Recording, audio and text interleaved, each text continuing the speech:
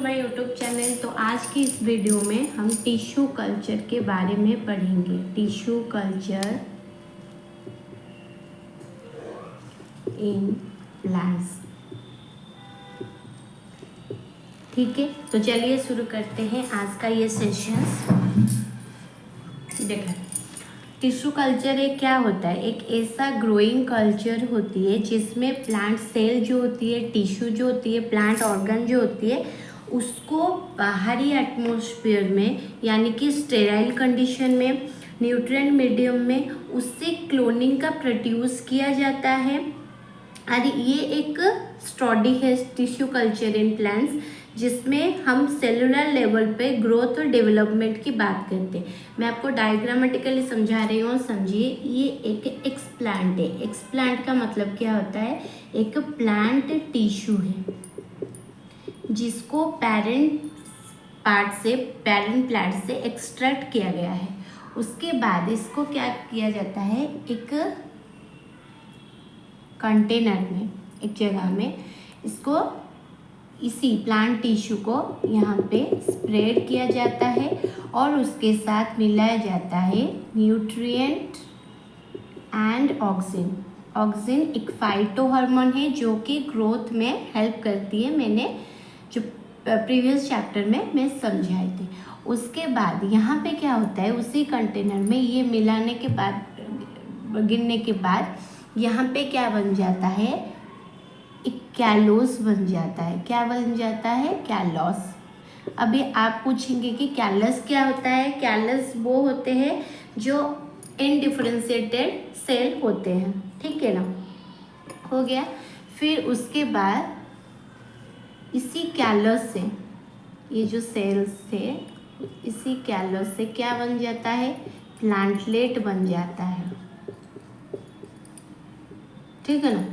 Plantlet, इसको हम बोलते हैं प्लांटलेट, ठीक है। प्लांटलेट बन जाता है और उसके बाद क्या आता है, इसे कंपोस्ट के साथ, इसी प्लांटलेट को यहाँ पे रीप्लांट किया जाता है कंपोस्ट के साथ, ठीक है। किसके साथ, कंपोस्ट के साथ। तो ये है टिश्यू कल्चर। इसको जो बाहरी स्टेराइल कंडीशन में या फिर न्यूट्रिएंट मीडियम में, जैसे कि ये वाला पोर्शन हमने देखा, तो ये जो सारे मेथड्स होते हैं लैब में बना जाता है टिश्यू प्लांट्स को, क्लोनिंग, प्लांट की क्लोनिंग को, उसे हम टिश्यू कल्चर बोलते हैं, ठीक है ना। ठीक है ना, टिश्यू कल्चर हम बोलते हैं, ठीक है। अब ये हमारा माइक्रो प्रोपागेशन में कैसे काम आता है, जैसे कि प्रीवियस सेशन में मैंने बोली थी कि बॉडिंग में माइक्रो प्रोपागेशन में टिश्यू कल्चर के दौरान हमारा असेक्सुअल रिप्रोडक्शन होता है। तो माइक्रो प्रोपागेशन में कैसे काम होता है, तो इसमें क्या होता है ना, रैपिडली ग्रोथ होती है, रैपिडली प्रोड्यूसिंग होती है, किसकी, प्लांट की, ठीक है, आइडेंटिकल प्लांट की, जिसको हम क्लोन्स बोलते हैं, ठीक है, जिसको हम क्लोन्स बोलते हैं, ठीक है। अभी रिसर्च में कैसे काम आता है, रिसर्च में मैंने जैसे बोली कि प्लांट की ग्रोथ और डेवलपमेंट, सेलुलर पार्ट की ग्रोथ और डेवलपमेंट में ये काम आती है। कंजर्वेशन में कैसे काम आती है, इसको हमारा जो एंडेंजर्ड प्लांट स्पेशीज होती है, ठीक है, उनको कंजर्व करने में ये हेल्प करती है, क्योंकि इसी टिश्यू कल्चर के दौरान हम एंडेंजर्ड प्लांट स्पेशीज को रीप्लांट करेंगे, रीग्रो करेंगे और इसको कंजर्व करेंगे। प्रोडक्शन में कैसे काम आती है, इसका जो commercial production of disease free and high quality planting material होती है, ये प्रोडक्शन में हेल्प करती है, ठीक है। यहाँ पे और एक टर्म आती है टोटीपोटेंसी, ठीक है। टोटीपोटेंसी का मतलब क्या होता है, ये प्लांट सेल की एबिलिटी होती है कि एक develop into a completely new plant, इसको हम टोटीपोटेंसी बोलते हैं, ठीक है। ये सीड कल्चर में कैसे काम आती है, तो यहाँ पे मैंने कुछ टर्म्स लिखी है, seed culture, meristem culture, callus culture, ये सोच सारे हैं, ये आपकी एनसीईआरटी बुक में नहीं मिलेगी, ठीक है, क्योंकि एनसीईआरटी बुक में ज़्यादातर स्टैंडर्ड वाइज जितना ज़रूरत होती है उतना ही वो देती है, लेकिन मैं अगर वो उतना ही समझा दूँ तो शायद ही आप ना समझ पाएंगे। इसी वजह से मैंने उसके ऊपर थोड़ा और डिटेल में जानकारी देने की कोशिश कर रही हूँ।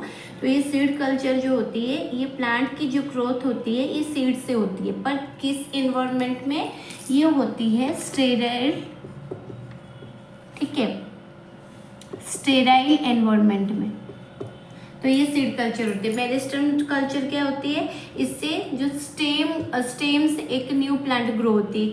कैलस तो मैंने बोली थी कि ये एक अनऑर्गेनाइज्ड सेल है, अनऑर्गेनाइज्ड सेल है, जिससे ये कैलस कल्चर होती है, जैसे मैंने ये डायग्राम बना के आपको दिखाई थी, ठीक है। बॉर्ड कल्चर क्या होती है? बॉर्ड को लेके, जैसे कि हाइड्रा में होता है ना, बॉर्ड को लेके जो टिश्यू कल्चर होती है। और ऑर्गेनोजेनेसिस का मतलब ये होता है, ये प्लांट की किसी ऑर्गन से एक न्यू कंप्लीट प्लांट को बना जाएगा लैब में, उसको ऑर्गेनोजेनेसिस बोलते हैं। और एक आता है सोमैटिक एम्ब्रियोजेनेसिस। ये क्या होता है? सोमैटिक का मतलब होता है कि नॉन रिप्रोडक्टिव सेल, ठीक है, ये है नॉन रिप्रोडक्टिव सेल। तो उस सेल से कैसे एक न्यू प्लांट की ग्रोथ की जाए, ठीक है, ये होता है टिश्यू कल्चर के कुछ टर्म्स। और एप्लीकेशन की बात करें, ठीक है,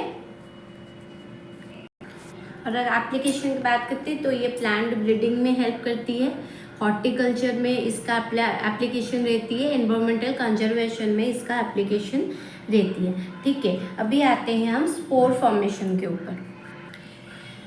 तो ये आप एक डायग्राम देख रहे हैं, ठीक है, इसका नाम है राइजोपोस, इसका नाम है राइजोपोस।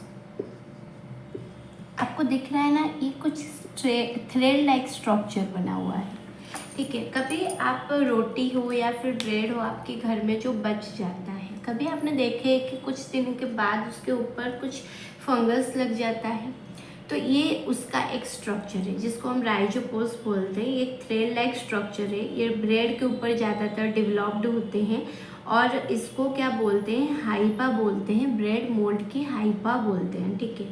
तो ये जो स्ट्रक्चर है ये राइजोपोस होता है, ठीक है। ये जो सारे थ्रेड लाइक स्ट्रक्चर्स है, they are not reproductive parts of the for this, okay. यहाँ पे क्या होती है ना, एक स्पोरांजिया होती है। क्या होती है? एक स्पोरांजिया होती है। स्पोरांजिया का मतलब क्या होता है? वो क्या कंटेन करती है? वो स्पोर कंटेन करती है। आप कभी मशरूम के ऊपर आप अगर देखेंगे तो कुछ डस्ट पार्टिकल्स के टाइप का एक ब्लैक कलर का आपको स्पोर नज़र आते हुए मिलेगा। तो वो ये जो upper part of the mushroom उसको स्पोरेंजिया बोलते हैं। वो क्या कैरी करती है? अपने साथ स्पोर को कैरी करती है। उसमें क्या रहती है? ठीक है, ये जो स्पोर है ये रिप्रोडक्टिव पार्ट है, ठीक है ना। अभी ये जो स्पोर होता है ये कवर होता है एक थिक वॉल की द्वारा, जिसको जो कि प्रोटेक्ट करती है कि उसके स्पोर के ऊपर कोई भी कंटैक्ट में आए, मॉइस्चर सरफेस उसको मिले, और जब उसको फेवरेबल कंडीशन मिल जाता है, जैसे कि मशरूम किस जगह पे, फंगस किस जगह पे बढ़ते हैं, जैसे कि रोटेन हो, कोई भी मॉइस्चर एरिया हो, वहीं पे तो बढ़ते हैं ना।